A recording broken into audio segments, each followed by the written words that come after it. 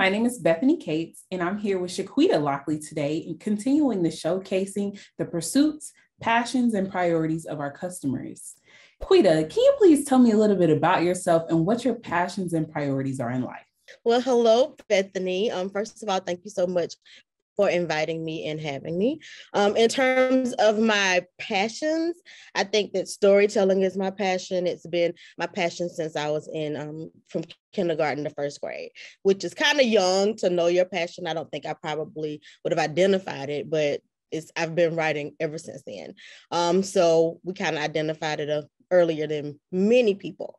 So that's the passion, storytelling, and I do that through the means. My avenue is writing. So that is what wakes me up in the morning. Mm-hmm. I was saying lovely. We love that. And so what motivates you to get out of the bed every day? Tons of things, but I think probably in terms of what motivates me in terms of my career to get out of the bed every day is that I think for a long time, other people have been telling our stories. And by our, I mean people who look like me, Black people, Black women specifically. Other people have been telling our stories. For the first 100 years of cinema, other people told our stories. If you look at like Imitation of Life or any of the Black and white movies that were our original, like the foundation of film and television, there would be Black people in those films. Sometimes there were white people in blackface.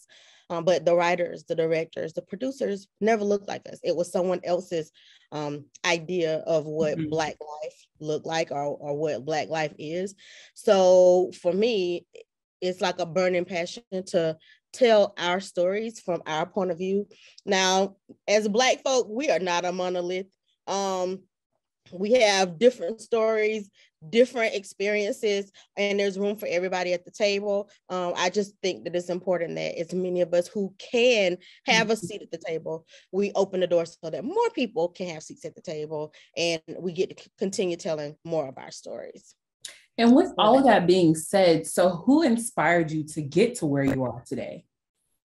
So one of my biggest inspirations early on was Maya Angelou. That she was the first Black woman I saw on an international level whose words went everywhere. So she had books and books and books. And I'm old enough that we didn't have internet when I was little, when I was like growing up, not until probably like high school.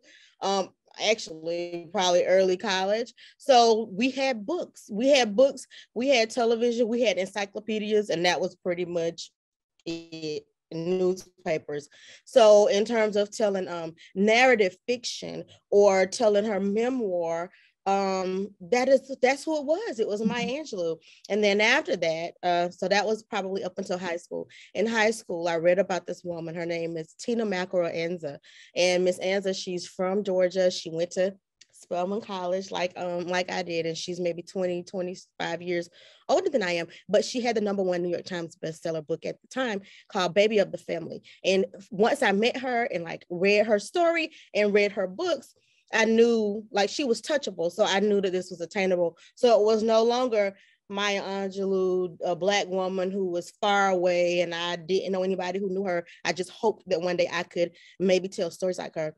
This was someone who had reached the peak of her career, and she lived in St. Simons and was sitting across the table from me saying, hey, if you want to go to Spelman, I'll write a letter for you. If you want to be a writer, I'll do that for you as well. And at some point, I was introduced to the works of Spike Lee.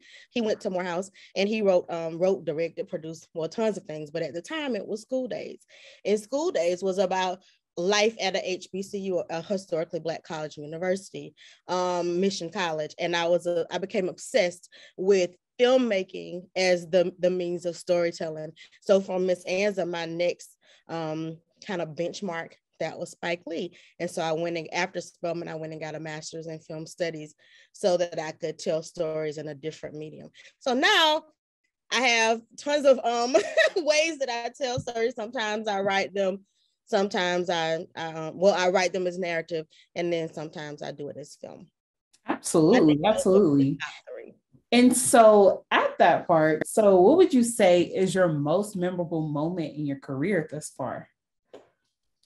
Well, recently, I shouldn't say recently. Well, recently, January 2022, my documentary, Eggs Over Easy, Black Women and Fertility, it aired on the Oprah Winfrey Network. So that was a huge, huge highlight. The reason I'm saying not recently is because it took 6 years to make the film. So I started it around 2015, research in 2016, and it just saw the light of day in 2022. But that has definitely by far been the highlight. And Oprah was on my vision board. She's been on my vision board for like 20 years. So for it to be on her network, that was major. Yes. And so what was the best career advice that you've been given, or that, you continue to give others, or, of that extent? I will say the career advice that nobody gave me, but that I give to all of the girls I mentor, is do it afraid, because there is some mediocre person who would accept the job, do a half job, like not really do a great job at it, while you're thinking you're not good enough to do the job. You're good enough to do the job, you're smart enough to do the job, even if you do it shaking in your boots. Take the job and do it afraid. And so I wish someone had told me that, because especially early in my career, I would do work and not demand that I have credit in the credits. I wouldn't say, put my name in the contract that I am a producer. And so the credits roll and all these people will have names in the credits. And I didn't have my name in the credit, but I did the work to have my name in the credit. I was an associate producer. I was a producer, and I wasn't always in the credits because I didn't know to demand that, because I was nervous and I was afraid. And I was like, oh, I'm kind of new. He's kind of new. He took the credit. I did the work. And that just should never have happened. And I didn't have like a one-on-one mentor or a career sponsor at the time. So there was nobody to tell me that. And when I started in film, we didn't even have film in Atlanta. Tyler Perry brought film to Atlanta, thank God. And now it's a booming industry, and our state has like these rebates of 30% rebate. If you shoot a film here, you get 30% of your money back in tax rebates. Amazing and brilliant. And now I think we're at like 4 or 5 billion every year made just films in Georgia. That's awesome. 20 years ago, none of that was here. And Tyler, excuse me, Tyler with his production house kind of showed the world that you can work from Georgia, you can work from Atlanta. But when I started, which was right before that, there wasn't anybody to say, Quita, do it afraid, do it anyway. Make sure your name is in the credits, because mediocre over here is going to do it. Put his name on it and you did all the work. So that is what I tell all the girls who come behind me. Spelman has a documentary program now. And so I work with a lot of the students who come through the program. And that's the first thing I tell them when I talk to them. That's the middle thing I tell them. That's the last thing I tell them before graduation. Do it afraid. Any opportunity that comes to you, you're prepared enough to do the job. And if you don't know something, you can research it. Google is free. Or you have someone else you can reach out to. Whereas 25 years ago, there was nobody. Now we're in a city with tons of people. You can find them on Instagram.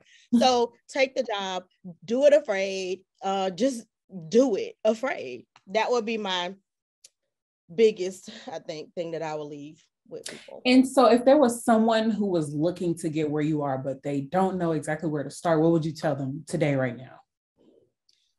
It depends on where they are in their career. If you say looking to start and you've never read a script, you should start there with the basics to know what you're getting into. And then I always say, try to intern whenever you can.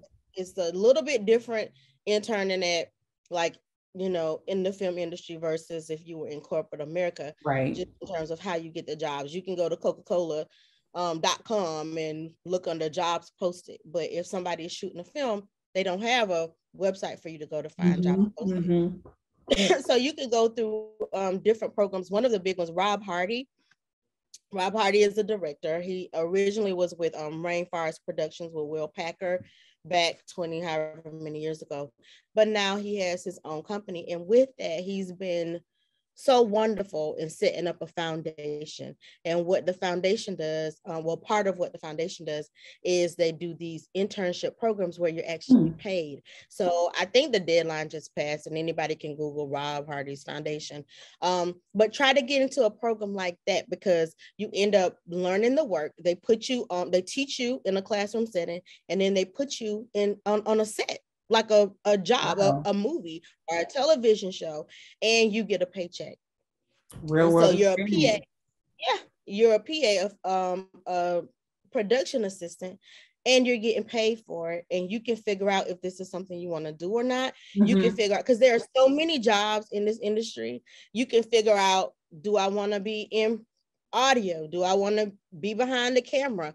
Do I want to be in the office putting together scripts every day? Do I want to write the script? Do I want to direct it? Do I want to be an AD, an assistant director? Do I want to be over transportation? Do I want to do hospitality?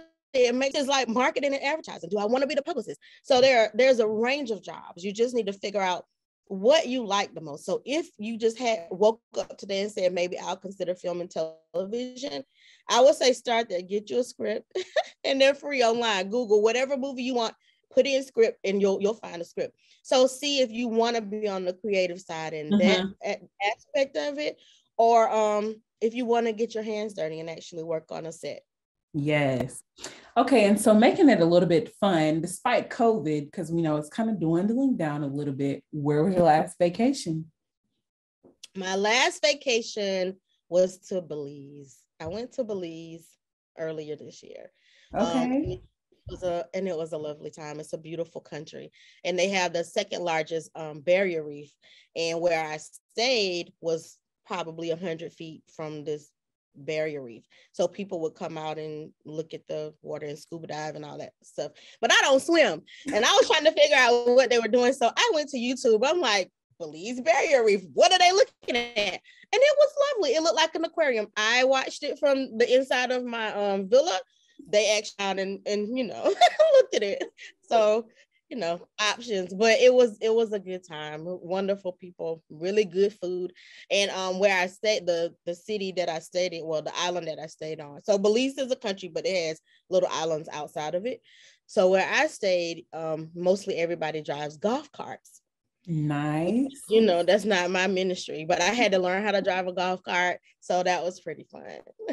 Absolutely. Absolutely. Well, we just want to thank you for taking your time with us today, and we hope you continue to enjoy the rest of your day.